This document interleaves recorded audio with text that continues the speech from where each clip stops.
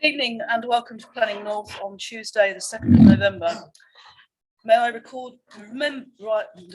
I remind members that this meeting is being recorded and to turn off or switch your electronic items to silent. And after speaking, can you please turn off your microphones?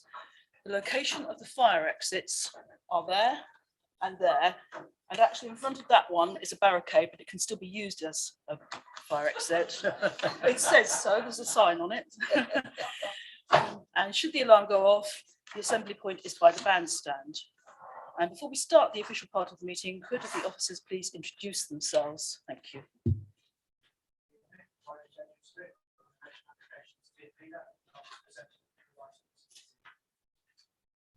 Hello, I'm Emma Parks, the Head of Development Management and Building Control. Hi there, Louise Mappy, Principal Planning Lawyer. And Liz DePauli from Committee Services. And I'm joined by Liz Fennick, my new colleague, who's also joined Committee Services. Thank you. Apologies for absence.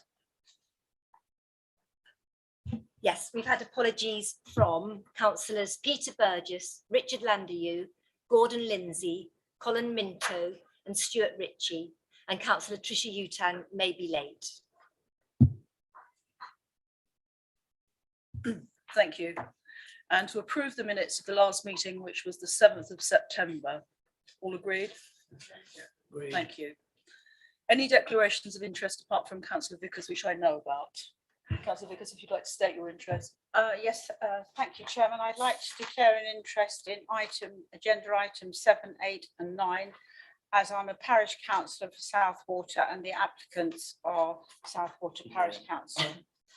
Councillor Stannard. Thank you. Announcements. Oh, sorry, two more. Okay, Councillor Boffey. Thank you. Item 11, personal prejudice. I guess it's my house. So you'll be leaving the meeting. Okay. Councillor Olsen. Yes, I was advised today that I should mention that items 7, 8 and 9, my son up until August of this year attended that setting. Right. Can Councillor Vickers and Prejudicial interest. Stannard, Thank you. actually you both be leaving the rooms, will you? Yep, okay, thank you. Thank you. I'd like to welcome Councillor Olsen to your first meeting, and I hope you find it informative and interesting. Announcements. Yes, I've got several. Agenda item 7 will be presented and voted on, whereas agenda items 8 and 9 will be presented together but voted on separately. In view of this, the two speakers can have 4 minutes after the second presentation with both items. Agenda item 12 is being bumped up to 10 as the two items above it have no speakers, making St Peter's Hall and 54 Merrifield Drive the last two. Thank you. First, item 5 is appeals, and these are for noting. Second one is agenda item 6, DC 21-1067, plot Charlie 1, Oakhurst Business Park, Southwater.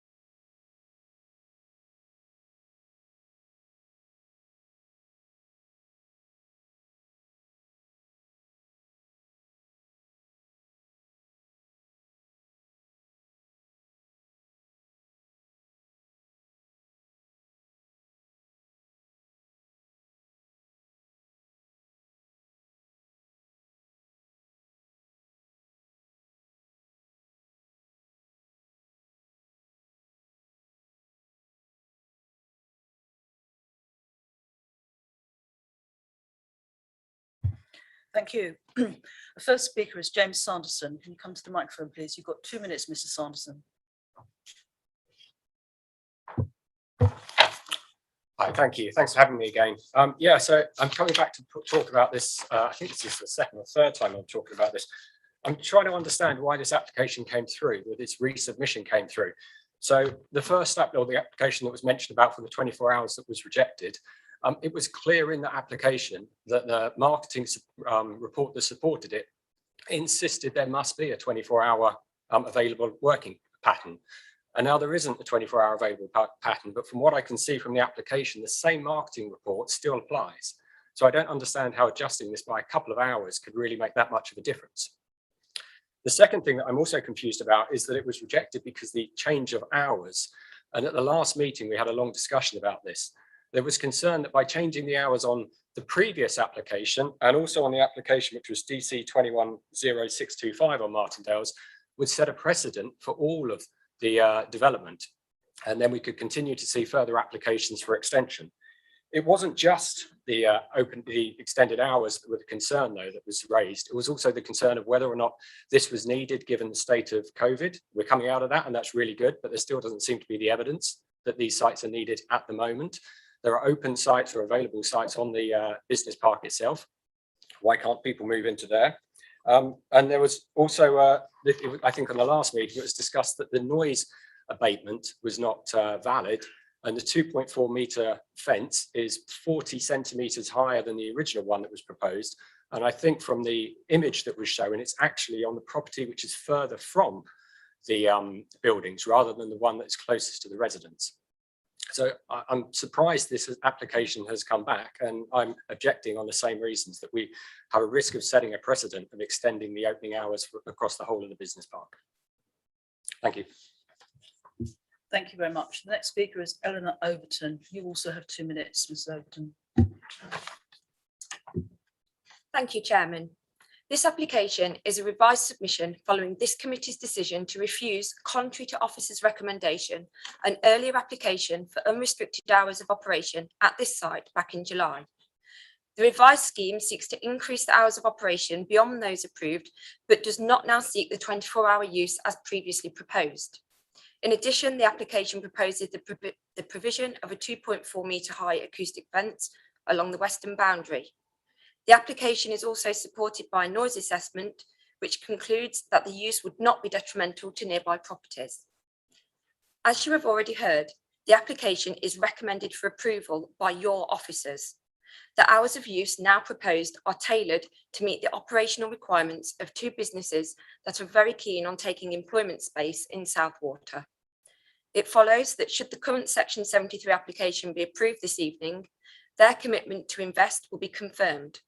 Likewise, should permission not be forthcoming, they will walk away. Accordingly, the site teeters on a knife edge insofar as the hours of use are concerned. Contrary to recommendation from your officers, this committee previously refused 24-hour use of this site, and before you this evening is a much reduced proposal where the applicant has listened and compromised, and yet again your officers are advising that permission should be granted. Whilst I do hope that the committee see the concessions the applicant has made here, should permission not be forthcoming this evening, my client will appeal the 24-hour refusal. Having taken advice from leading counsel, we're advised that in the face of the evidence we hold, such an appeal will be successful. Given this context, this committee should consider the merits of the applicant's revised scheme carefully and follow the advice of the officers and grant planning permission. Thank you. Thank you.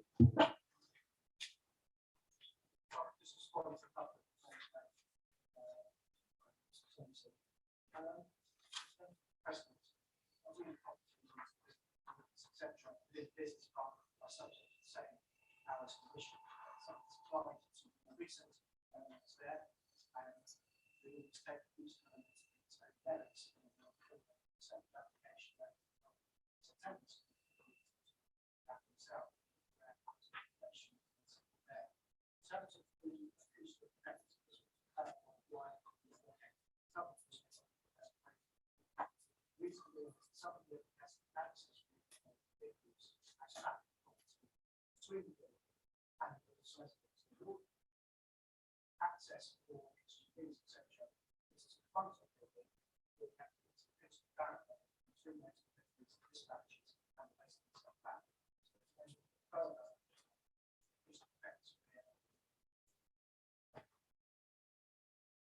Thank you. Councillor Billy Greening. Thank you very much. I'm sure no councillor welcomes being threatened about appeals or anything like that. I'd like to take it back to be based in evidence. This is a balance between the economic impact and success that would have versus the detrimental harm which Mr. Sanderson eloquently raised. Now, with what we had in mind from the legal counsel about not being predetermined, I would be very interested to hear what other members of the committee have to say, because in my mind, I'm yet to be convinced of the economic benefits of this, and it would have been beneficial of the cabinet member, if he believed in this, to be here and speak on it this evening. So I'm yet to be convinced of the balance. I do have concerns about the precedent this would raise, and we've seen that throughout Oakhurst Business Park recently. So I would like to hear what other people have to say. I am concerned about the precedent this would set, and I think that we as councillors have a duty to stand up for our residents, and on balance, I'm yet to be convinced. Thank you. Councillor Claire Vickers. Thank you, Chairman. Can the officer just clarify the views of the parish council before I say my bit, please?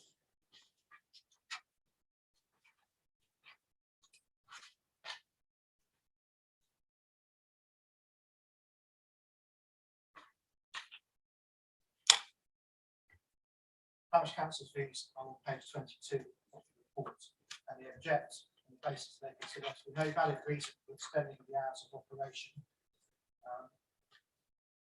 and additional noise pollution in the extended hours and the impact that would have on neighbouring properties. Thank you. I'd like to thank the officers for this very well written report and for their clear presentation. I'd like to say that I absolutely support economic development in our district and the benefits this will clearly bring. However, as my colleague has already said, this needs to be balanced against the impact on near neighbours at Martindale's, and you will have heard one of the residents' concerns. I welcome the removal of the 24-hour operation. However, I remain concerned about the impact that this will have on the residents. Like Councillor Greening, I would really welcome hearing views from other members before I come to a final conclusion. Thank you.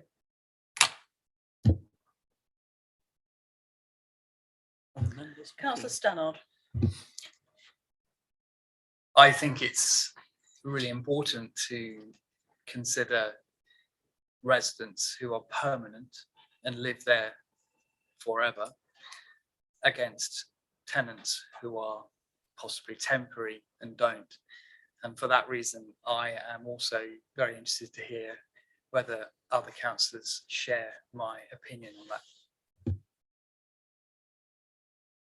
Councillor Fletcher. From my perspective, it seems that this is a site that's been designated as a business park. It's light industrial. We're not talking about having heavy steam hammers here. 6 p.m. is a very early finish time, and we're essentially looking at the noise of the vehicles coming and going, which is obviously louder than a car, but not particularly excessive, given especially given the acoustic fencing. I don't think that the case has been made that there should be such a tight restriction. It's very important that our local businesses are given support to thrive. Councillor Tony Bradnam. Thank you, Chairman. Excuse me. I take a slightly different view because in my ward and in my case, we have several small industrial areas and quite frankly, they're nothing but a nuisance in some respects to the residents surrounding. There's an ongoing case at the moment, which I won't go into, but you know, people are forever getting on to our compliance department about various businesses, and of course they change. You know, you might start off with something that seems to be a very quiet small business, and then of course they change, something else comes in, excuse me, and then these are a nuisance to residents, quite honestly. So I'm not quite as much in favour of extending hours because of the nuisance that I have just explained. We have given permissions in this committee before now for extended hours, and golly, don't they make the most of it? Some of them, they're working all night. Thank you. Councillor David Skip. Thank you very much, Chair. It does seem to me that the worst thing you can have is to be aware of a lorry reversing with its reversing beepers and noise going, and to have that for 7 o'clock in the morning, or from 7 o'clock in the morning until 8 o'clock at night or whenever, and also all day Saturday, seems to me rather excessive for those residents who are living there. And I have to say that I think the residents, if I'm right and I remember correctly, were there before the business park was actually put in. I may be wrong, but it seems to me that just purely on a human factor of what is good for humans and what isn't good for humans, and we're talking about all of these things at the moment, I think that extending the hours to the ones that are proposed here would be unacceptable from my perspective, and I'm sure from a lot of the residents there, and I think we have to give the benefit to our residents. Councillor Tony Bevis. Thank you, Chairman.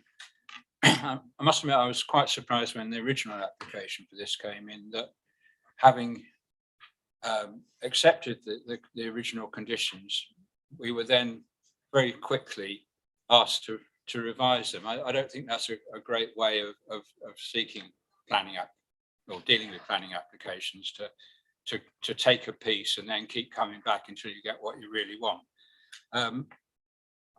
I'm very sympathetic with the Southwater members on this one. I think we should be looking at this on planning grounds and not economic development grounds. And I believe that after our previous foray into this, that some councillors were criticising this committee for ignoring the economic benefit of the previous application. I think that is quite unacceptable, and I hope a message goes out from this committee that whatever decision we make tonight is being made on planning grounds, and it shouldn't be criticised because it might contradict some other policies that we have. Thank you. Thank you. Councillor Tony Hogben. Thank you, Chairman. Chairman, I didn't get to vote on this last committee. Unfortunately, I had to leave early. I was actually flabbergasted that this was turned down. I thought the officer gave a very valid presentation to us on noise acoustics, stating that a professional noise mitigation survey was carried out, and that the distance from the property, it was, I think, below 60 decibels, if I remember right. Now that's an average office background noise. But I would be incredibly worried that we would lose this on appeal based on the professional noise mitigation that was carried out. If this property isn't seen to be a suitable distance with the topography, with the trees, with the height of the land, with the acoustic barrier, I'm worried that we'd lose it. Chatting from, I've got 4 children. My children go to bed at 7:30, 8 o'clock in the evening.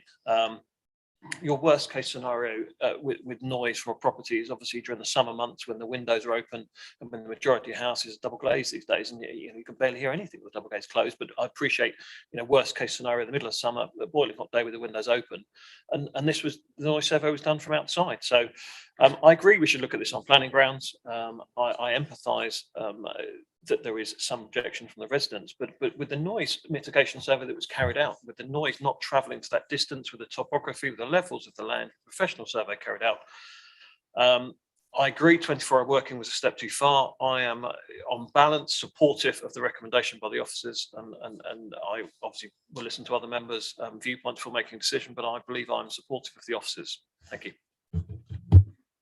Councillor Martin Boffey. Thank you, Chairman. I had 2 points, but the other one I'll just pick up on, take note of what Councillor Hogman said. But if after I've spoken, officers could remind me about when that noise assessment was actually took place, because I seem to recall it was during a lockdown when one wouldn't expect there to have been a lot of noise. But well, the counter could be true, I suppose. But I'd just be interested to be reminded about the circumstances of that survey. Alongside Councillor Greening, I would also just comment that I don't particularly appreciate being threatened either. And the final thing I will say is that these conditions will have been put in place originally, correct me if I'm wrong, on planning grounds. They were there for planning considerations. And I don't really see that any of the planning circumstances have actually changed. What's changed is that the people who built these units have then found that in the knowledge of what the restrictions were going to be, have now found that they're having trouble letting them, but which is regrettable, and I have every sympathy for that. But I don't see that any of the planning circumstances that led to those conditions being put in place for good reason have changed. Thank you. In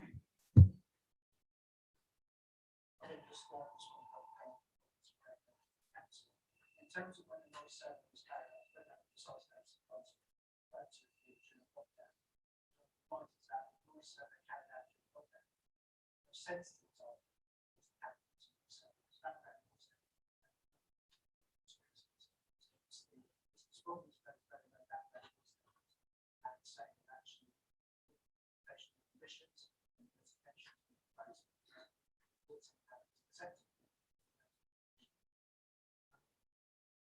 terms of the reason for the condition, putting on the system standard practice and obviously that's a decisions based on the various evidence in front of us. Was assessment has been made subsequent to those initial presentation and has sort of demonstrated actually the extension of that will have an effective impact. I think it's probably just worth reminding that it's the sort of conditions that we sit on the existing planning condition. They're not just places. So the traditional level talks about having noise mitigation measures for not installed units. Units protect their community. Management plan addresses the non-practice and managed and personal sounds. Condition 13, which is the skill of sound isolation works. Tested to ensure that the cost and the requirements of the voice. I would also point out, and I mentioned earlier, the arrangements. Clearly, the unit has no sense of investment. Just here, and this is back to the residents. So it's benefits affects east, and noise that escapes out. East first.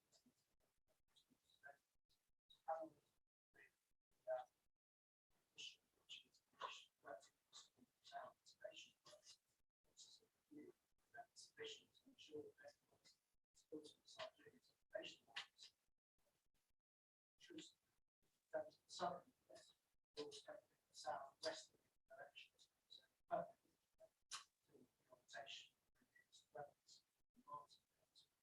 This situation had two our vehicles exceptions to access noise from there reduced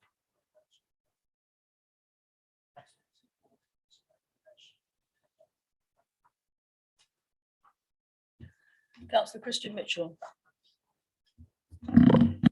Just a question just first. Can you just, from the first speaker, maybe it's thrown me, who is the applicant here?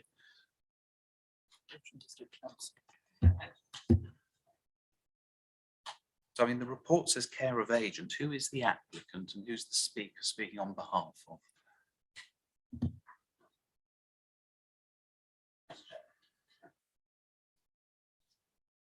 If you'd like to wait for the answer, I'll go on to the next person, come back to you, Councillor Mitchell. Councillor Milne. Thank you, Chair. Could I just ask the officer to confirm for me that there is absolutely no circumstance in which, if we were to grant permission, that it could be used as a precedent? I know you said a few remarks at the start, but there are no possible circumstances on which it could be used as a precedent for other units in the area.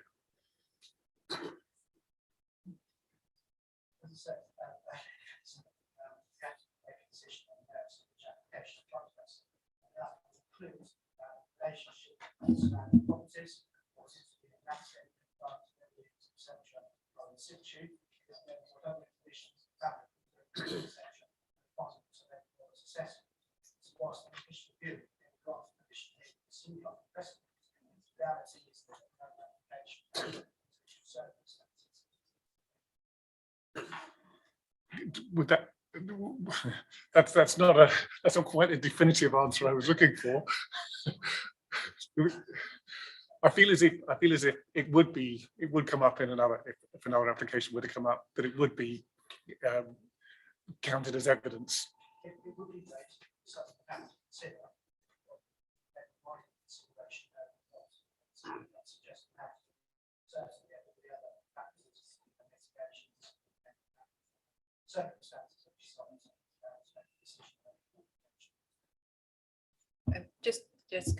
It will be a material consideration, but essentially it doesn't set a precedent because each site is assessed on its own merits. So you would consider it, as my colleague has said, but that in itself does not justify replicating that on other units because their site circumstances, their relationship to neighbours, the type of uses, etc., will be different. So you would have to consider all of that.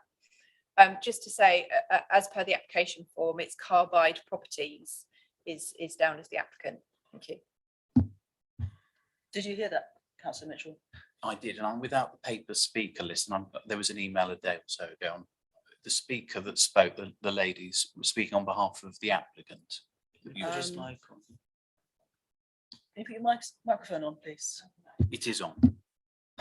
Can't hear it. It was the applicant, it was the agent. The lady who spoke was the agent. Right, okay, thank you.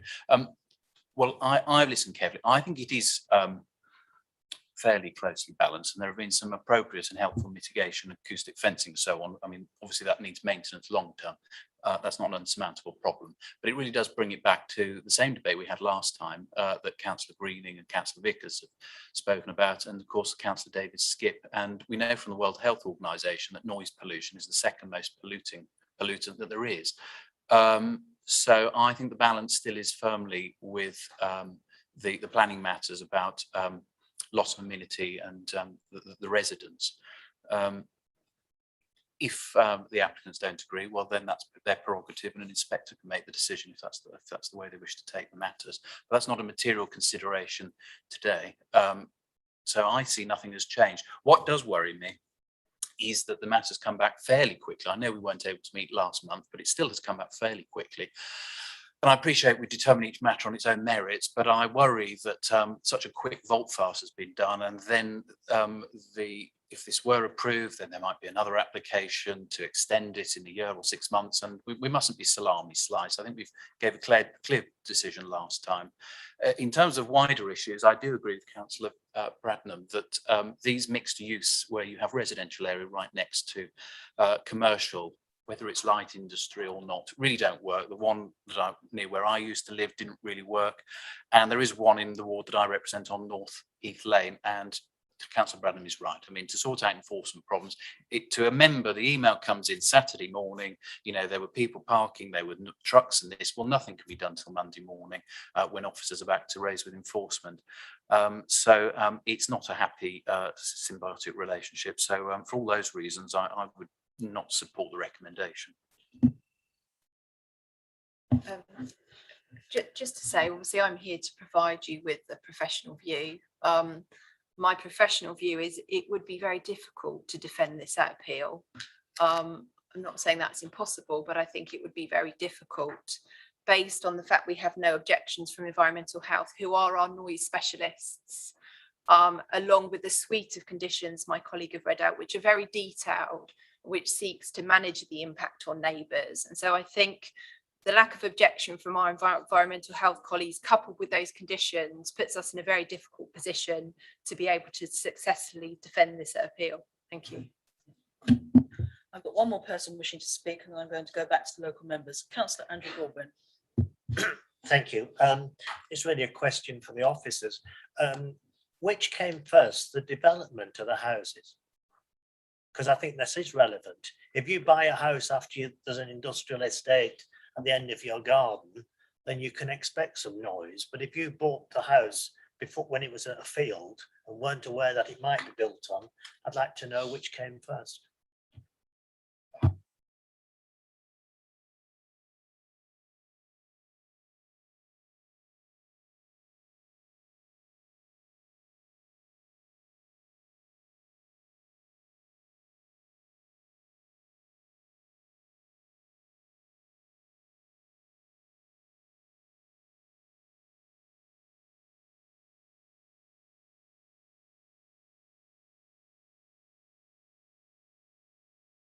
So would the people moving into those houses have known that, other than we could perhaps speculate eventually it would be built on, but they weren't aware that it. Yeah, no, it was trees. It was sorry, Andrew. It was woodland. It was woodland there. Yeah. Thank you. But the planning officer makes a very reasonable point. Some of it was the industrial estate, some of it was there, but up until that bit there was woodland. I'm sorry, Councillor Greening, you can't answer questions across. I'm sorry, I've done it now. I understand why. Understand why, because you've got local knowledge, but you can't. I would come back to you and Councillor Vickers as local members. Which one of you would like to come first? Thank you, Chairman. I've listened carefully to everybody's comments on this. There's a real dilemma here. I think evenings and weekends are quite precious time for local residents. It's a time when people want to relax. And there's no question that reversing lorries' bleeping sounds make travel a very long way and can cause a huge amount of disturbance. I'm not against economic development. Please don't think that I am, because I'm not. Is there room for a compromise suggestion here? I think if you extend the hours on a Saturday till 6 o'clock, that's all day for 6 days out of 7 in the week. It's just a step too far in my view. I would be prepared to see a mild extension during the week. Is that a possibility? And can it be restricted so that any extra hours is not for dispatching or receiving deliveries? In other words, for internal working only and no lorries coming and going. Is that a possibility?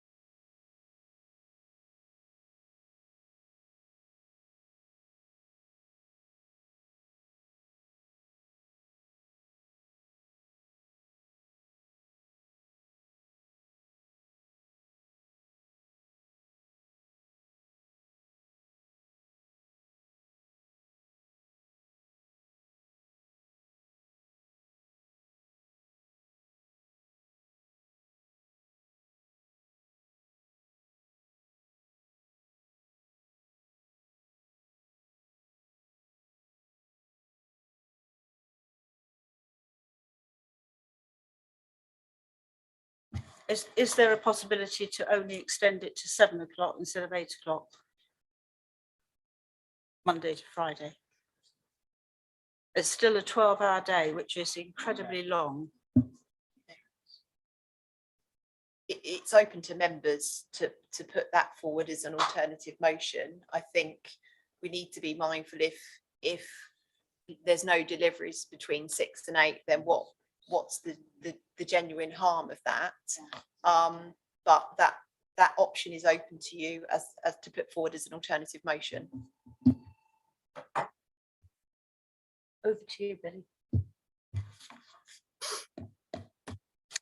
I'm just going to come back on some points on the debate because I think it's actually been one of our best ones. On Councillor Hogman's point, at one point you said you were flabbergasted that the previous application was refused, but then you said that it was right to be refused. So you can't have both of those points. They both don't work. On Councillor Fletcher's point, I'm surprised that she was supporting an area of economic development that was green trees. I'm surprised that would be a Liberal Democrat view as well. This would be an extra 780 hours a year, which is quite extensive. I'll just work that out. I would like to see the remarketing of this. I understand the lady's point who spoke on behalf of the agent that these tenants might well be very good. but these tenants aren't going to be there forever, and conditions, with the best will in the world, are hard to enforce despite the good enforcement team we have and despite how rigorous the conditions are. Unless it's every day, we have experienced this in Oakhurst Business Park, how difficult it is to enforce things. So that is a worry. And the change in tenants, because the tenants now might be very good, but we're not saying, I'm very cautious of making amendments to hours and setting policy on the hoof that will affect residents for 20, 30 years if they're buying a house there for their families and their children. So that worries me. I have faith in the officers that we should stick to the original hours as put in the original reports, and we need to have the remarketing done post coronavirus, because the marketing was done in January 2021. Councillor Milne asked an excellent question on would this set a precedent, and I think the answer is it would be a material consideration, which is a worry. So therefore, I would like to propose that this application is refused because it is too harmful to the local amenity and impact on residents. Do you have a seconder for that, Councillor Rinning? Councillor Stannard.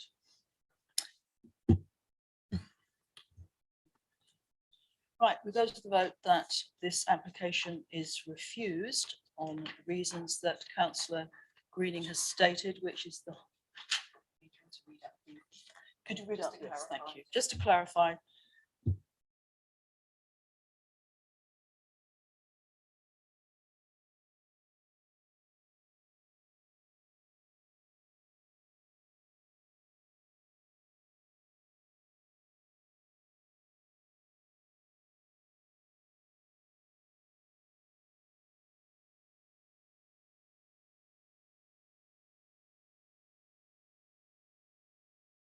Is everybody clear on that?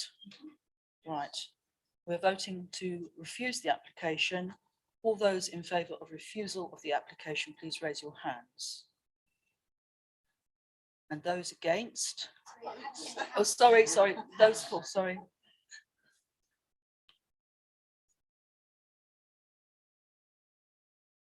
And those against? And any abstentions?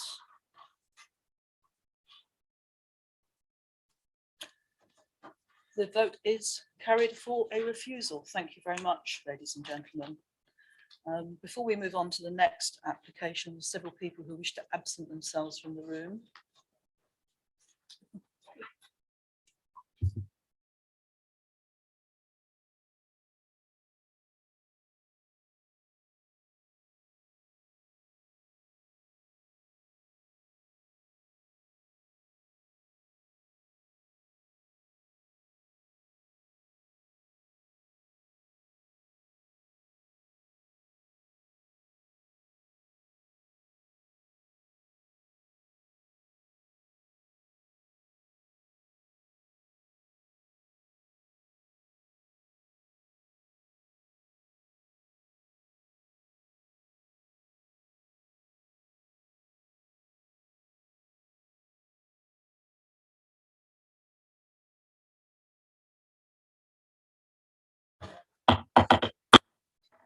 Right. Agenda item 7, DC 211539, Lan at Easters Barnes, Southwater.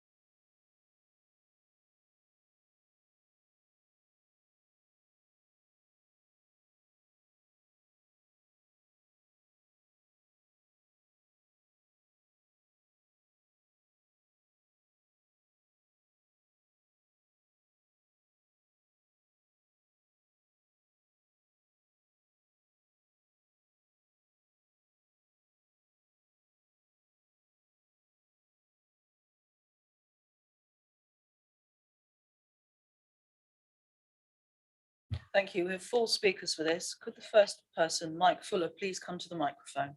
You have 2 minutes, Mr. Fuller.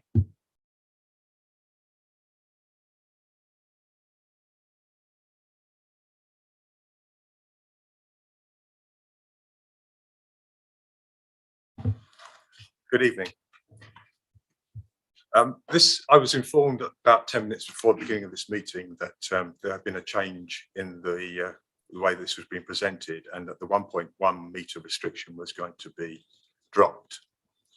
I think nevertheless, I mean, my point was going to be around the impact, the ecological impact. If that's not going to be considered here, then I think it's also worthwhile making the point around the whole issue to do with the security and safeguarding issues, which were raised originally by the residents. The applicant's initial plan had no height restriction, and that's what's being suggested here again. And the residents pointed out at that stage that although it was stated that the replacement hedgerow planting was designed in accordance with Secure by Design's principles, this was not the case, as the choice of the location for the replacement meant it created potential security and safeguarding issues for users of the public playground and the public footpath to and from it. In response, a height restriction of 1.1 metres was added to the revised hedgerow planting. In the circumstances, we believe this was the right thing to do in terms of removing potential security and safeguarding issues for the users of the playground. Any talk, though, of a restriction being flexible or less stringent is a fudge. Either it is or it isn't a restriction. I've been informed, as I say, 10 minutes before the meeting, that now the suggestion being put forward is that there won't be a restriction. I still think there is the issue which needs to be addressed, which is that the issue around safety and safeguarding issues, which obviously were considered important enough to put into the committee report which originally went out and which now has disappeared. If the restriction does go back in, I have actually a concern around the impacts that there will Mr. be. Fuller, you've had over 2 minutes. Can you summarise and end, please? Yes. If it does go back in, then I think there needs to be consideration of evidence that's been submitted to do with natural England in terms of the excessive cutting that would be needed and the height restriction if there's not going to be additional compensatory hedgerow planting. Thank you, Mr. Fuller. Next speaker is Nicola Brown. You also have 2 minutes. Thank you. I also have only been informed about the change of the height. Now, this application is a retrospective change of use from public open space to mixed use. A large fence has been put around the site concerned, taking part of public open space and removing the established hedgerow. The path around the site is currently subject to a DMMO application. If this change of use is allowed and a new hedge is planted on the other side of the path, it will make the path dark and unsafe. This path is an important route as it's the only safe access to the bus stops for the school children. And currently they have to cross Cedar Drive twice because there's no footpath at the end of Nutham Lane. Hence they use this pathway. So I suppose if the hedge is maintained at 1.1 metres, there becomes a shortfall in ecological function. However, if the hedge is not maintained regularly, it will make the path less visible, particularly during the hours of darkness and especially in the winter months. The planned hedgerow will also make the play area that's on the green less visible. A play park that is less visible to the public would be, in my view, be a safeguarding risk, with the potential to generate crime, the fear of crime and antisocial behaviour, which we all know we've got a lot of currently in Southwater. The whole communal area was designed to allow natural surveillance from nearby dwellings with safe and accessible routes for users to come and go. The proposed location of the replacement hedgerow greatly diminishes natural surveillance of the public play park and the pathway. The hedge should be reinstated where it originally was, so there is no shortfall in ecological function. And also this will continue to allow natural surveillance, making sure this area stays safe, especially for those school children getting those buses when it's getting dark. Thank you. Thank you. Next speaker is Andrew Metcalfe. You also have 2 minutes, Mr. Metcalfe.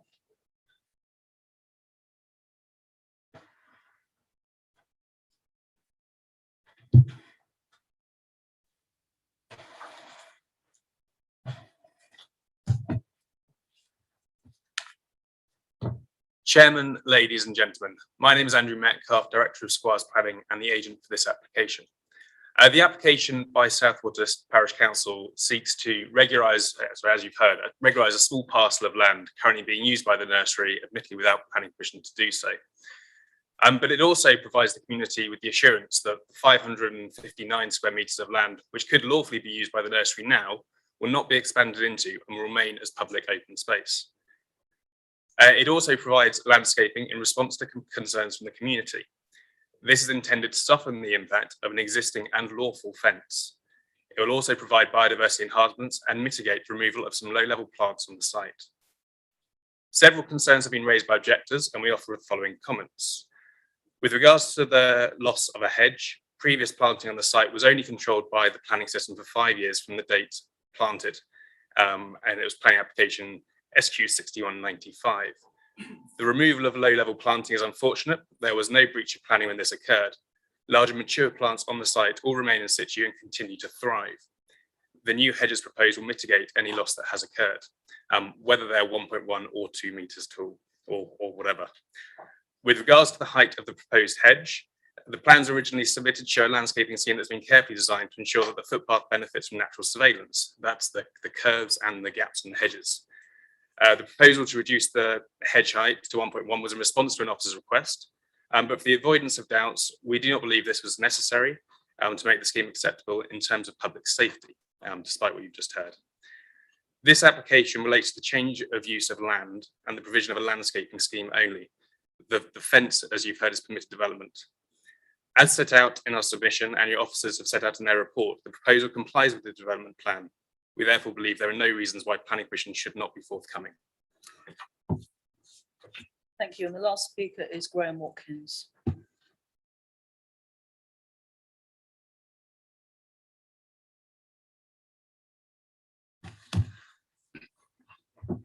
Chairman, councillors, firstly, thank you very much for allowing me to speak at this meeting. My name is Graham Watkins. I'm Chairman of Southwater Planning Committee and the Neighbourhood Plan Consultation Group. I would like to say a few comments that apply to all the applications at East Heads Barn in Southwater being considered today. First, on behalf of the Parish Council, we do apologise for the need of these retrospective applications being considered this evening.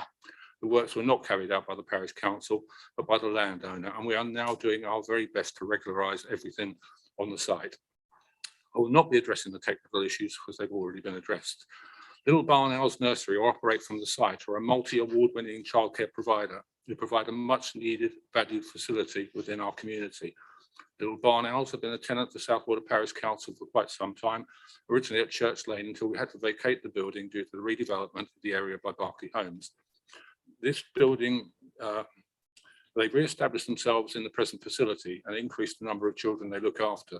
They're proposing new community involvement projects which give further benefits to Southwater. I cannot stress enough the benefits this childcare provider brings to the area. They're winners of the UK Nursery of the Year Award 2020 and UK Nursery of the Year 2015. A multi-award winning Forest Farm School. Nurseries in Southwater and Horsham and Farlington have been recognised as an innovative and creative approach to early years education around the world. Little Barn Owls Nursery and Forest School in Southwater cares for children from 3 months to 5 years old. They're a full-time day nursery and forest school, which means that the children over the age of 3 can take turns to be included in their forest school programme, held every day, and they privately own an 11-acre site. Many concerns have been raised by the residents over some time since the building was let to the nursery. These have been dealt with either by the Parish Council, Horsham District Council Enforcement, or the nursery school themselves, who have made every attempt to be good neighbours. The retrospective planning applications being considered today will hopefully result in a resolution to some of these concerns. We hope that the committee will see it fit to grant these planning applications and support the recommendations of their officers who have considered the comments from the relevant consultative bodies. Thank you very much for your time. Thank you.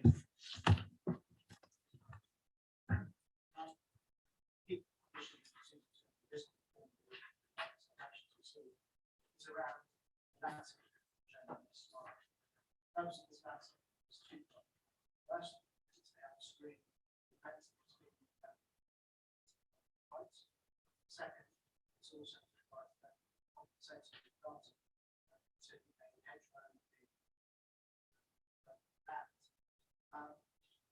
there's been back and forth this shall say in terms of balancing between safeguarding users of the footpath, which extends to the top left here, around the curve to the right. Balance the struggle to the right.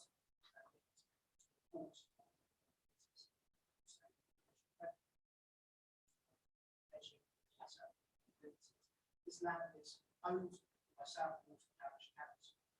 Beautiful, 1.1 restrictions, but being owned by South Horsham Parish Council, they control of this ensure it's maintained suitable and also safeguard.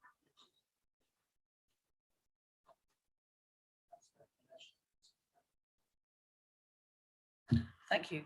Councillor Billy Greening. Gosh, apologies, everybody. I don't like being in a position being between the parish councillors and some residents.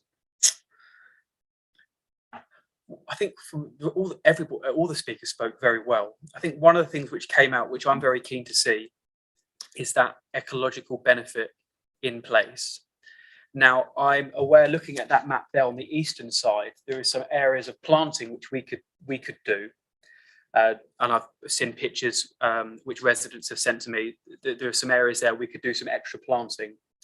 Now, we can't do that. I can't make that decision now. But would it be possible that condition 2, which if this is set out under the biodiversity enhancement strategy, this is agreed in consultation with, I presume it would have to be just myself as a local member because Councillor Vickers has got a prejudicial interest. But that could bring together the parish council and residents so we could get that extra planting in place for the ecological benefits.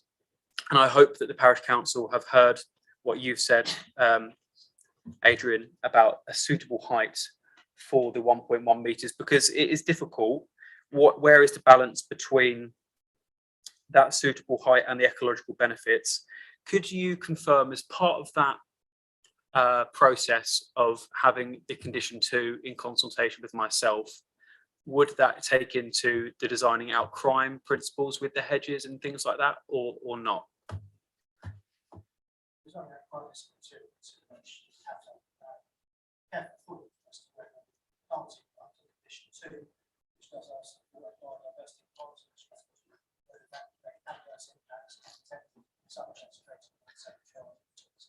Okay, fine. So yeah, that actually does that settles my concern, so that there is a compromise there, because I don't think the residents and the parish council are too far away from each other, insofar as that if we can get a compromise together with condition 2 in consultation with myself, that we can find a suitable way that 1.1 metre area of planting can be acceptable to everybody. And also, as part of that process, the parish council may consider planting some trees to the eastern boundary, so we get environmental and ecological, because we need to be planting more trees as we're hearing this week anyway, so that'd be very beneficial. And I'm guessing I might need a seconder for that, and I don't have my ward members here, so Councillor Allen, very kind of you to do so. Thank you.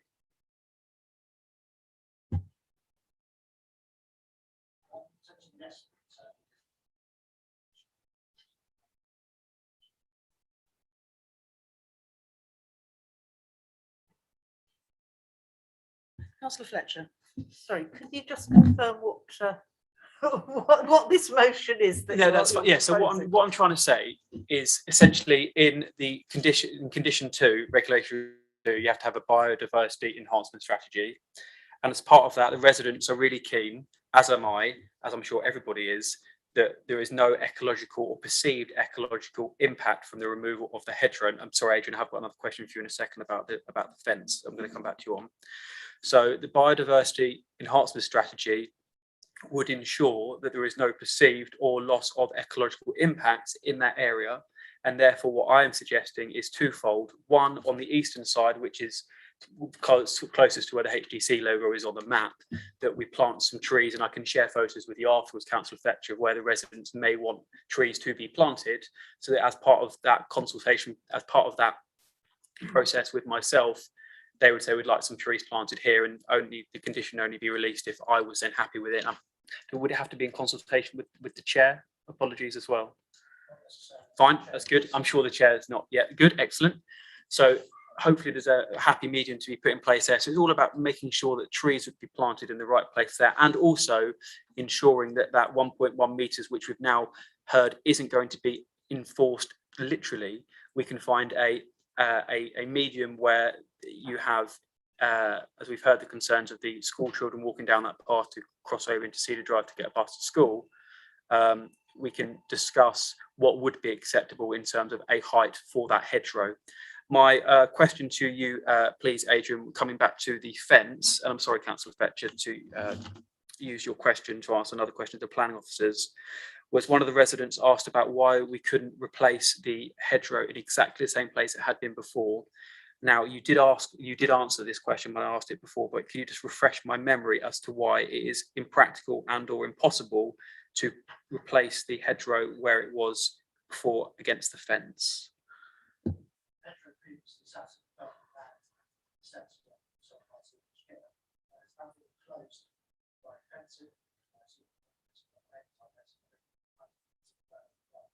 There is no space between the edge of the fencing and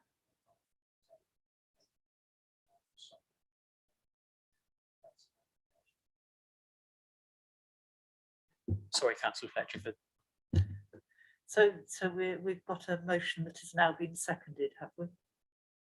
I don't think we've got any motion yet. I think okay, Councillor no, Green that's was what I'm just trying making his thoughts known. I'm not sure there was actually a proposal. I think he was just trying to get some clarification. Are from we the are we officers still as to what debating the might be original possible. motion? Sorry?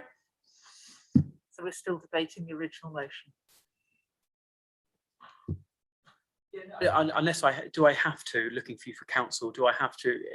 I would like the regulation condition 2 to be in consultation with me as the local member. And does that have to be proposed and seconded? Fine, so I'll propose that now, and I believe Councillor Allen is going to second that. Alan. Oh, Alan, he's over there. So I'll second that one. The reason I'm doing that is just to ensure that the residents are able to get those extra trees planted, and also that we can find the parish council residents and myself what would be acceptable in terms of that 1.1 metre area of planting. Okay, is everybody clear about what we're voting for? Extra trees, etc., etc. Okay, all those in favour, please raise your hand.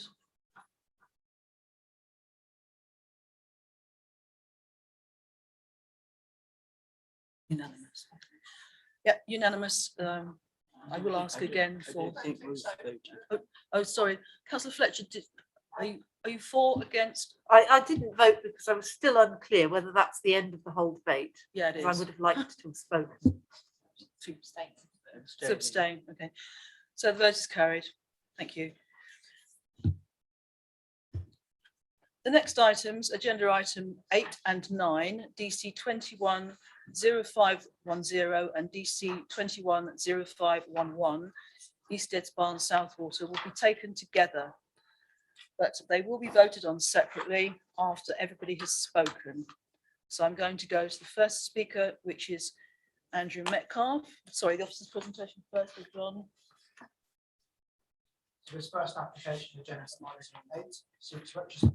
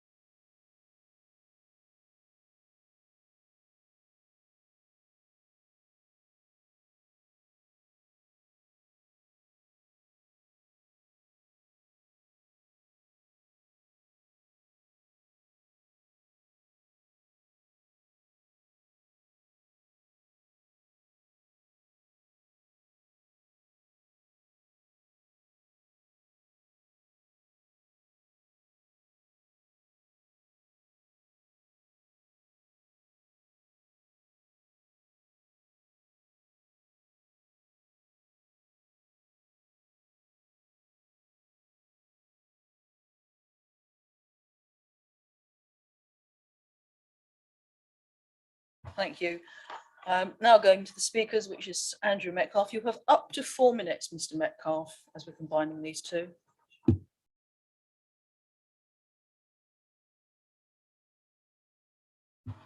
I'll try not to use all 4. As you know, I'm Andrew Metcalfe, Director of Squires Planning. I'm the agent for the site, aren't I? So taking the external bin store, obviously it's somewhat simpler than the last one, and it is simply seeking planning permission for the retention of the external store. As you've just heard, it's used to store bins, and is cited where bins have always been kept on the site for many years. It's well designed and, as bin stores go, tastefully done.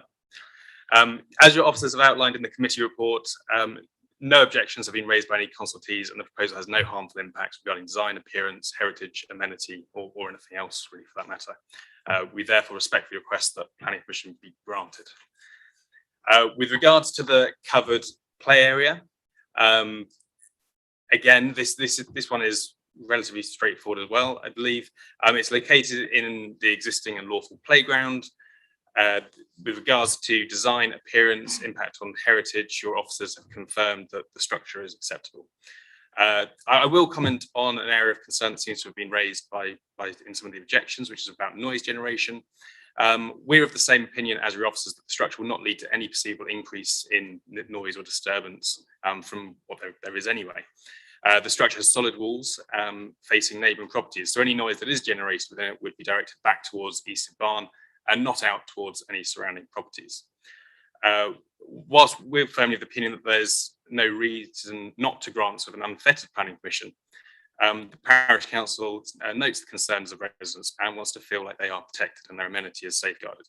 As such, we welcome the proposed condition by officers with regards to hours of use, which will help to ensure that the amenity of nearby properties are protected so far as they need to be. Again, we therefore respectfully request that this application be approved in line with your officer's recommendations. Thank you. Thank you very much. Mr. Watkins, you also have up to 4 minutes if you so choose. Fine, thank you very much. Councillor Billy Greening. I have nothing further to add. I'd support the officer's recommendation, it's fine.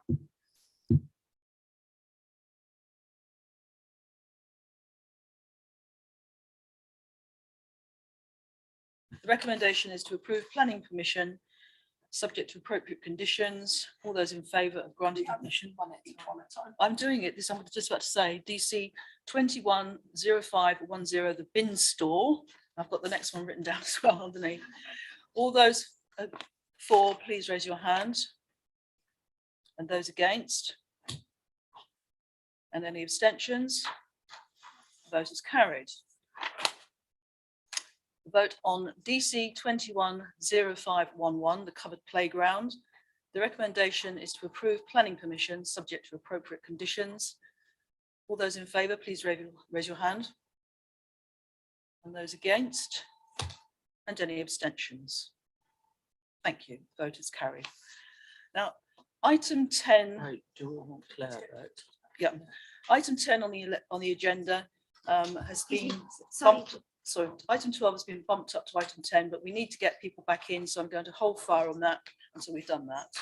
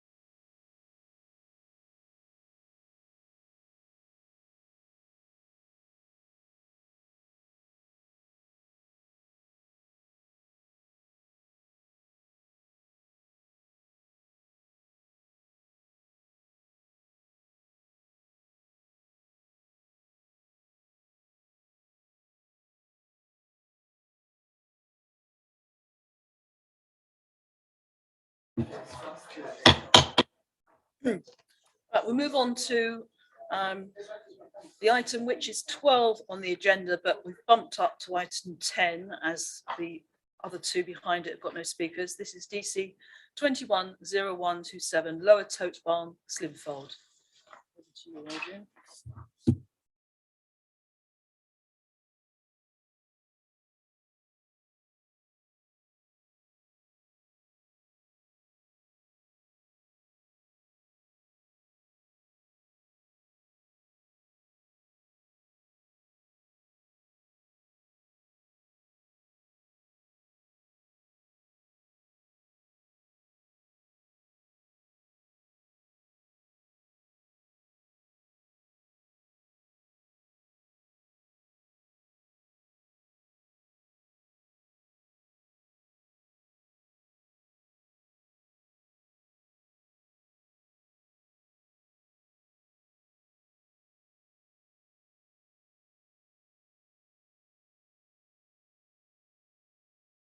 Oh, I'm sorry to interrupt. There's a couple of members who've obviously missed the introduction. I wonder if they either have to sit it out or perhaps Adrian could just recap briefly.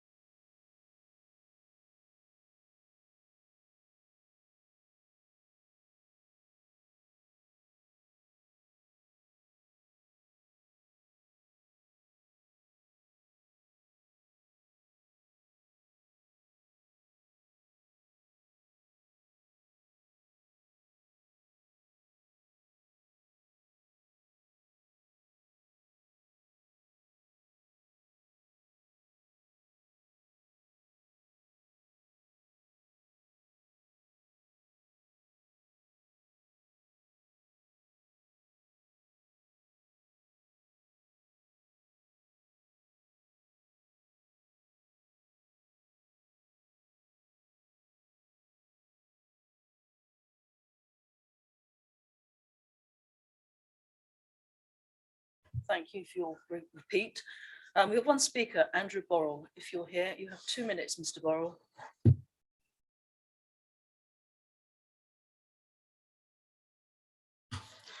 Good evening. It's my understanding that the reason we are at committee is because there were 8 representations made within the consultation timeframe and 2 made outside of the consultation period timeframe. Therefore, used section 3.2 of your planning committee report specifying the details of the public consultations. 1, property being used for commercial purposes. We went through the investigation procedure with Horsham's case officer, Joe Hopkins, and the case was closed, as can be seen on your planning portal. 2, concerns about a cafe. Horsham's planning officer, Marie Riggs, was able to dismiss this suggestion as the extension is quite obviously a kitchen extension. 3, with regard to the sight lines, Horsham's planning enforcement officer, Rob Leet, investigated in July 2020 and found that no condition to the 2003 planning FF 303 was being breached. Committee members were all emailed details of this report yesterday by our architect, Michael Bish. 4, sewerage arrangements will not be changed as they are working well. As soon as we were informed that there was an issue in February, PJ Cole, the drain and sewerage contractor, came and rectified the broken motor. Crucially, I wish to clarify that the 2003 condition relates to our access and all the representations refer to our neighbour's access 200 metres further down the road. All the representations stem from the neighbour at Bramble Hill Farm wanting us to remove 3 oak trees so he can expand his site. We refused, given that these were 180-year-old oak trees and it's not in my remit to even consider removing trees of that age. The trees have since been poisoned and we have, under guidance from Dr. Philip Wilson, an arboricultural pathologist, been managing them. Thank you for your consideration with us. Thank you. Neither of the local members are here. Does anybody want to make any comment on this? It's fairly straightforward, I would have thought, but. go to the vote. Right, the recommendation is to approve the planning permission subject to appropriate conditions. All those in favour, please raise your hand. And any abstentions? Any against? Vote is carried. Thank you very much. Move on to the next item, which is an agenda item, DC 21-1364 St Peter's Hall, 3 acres, Horsham. Application seeks planning permission for a series of alterations, additions to St Peter's Hall.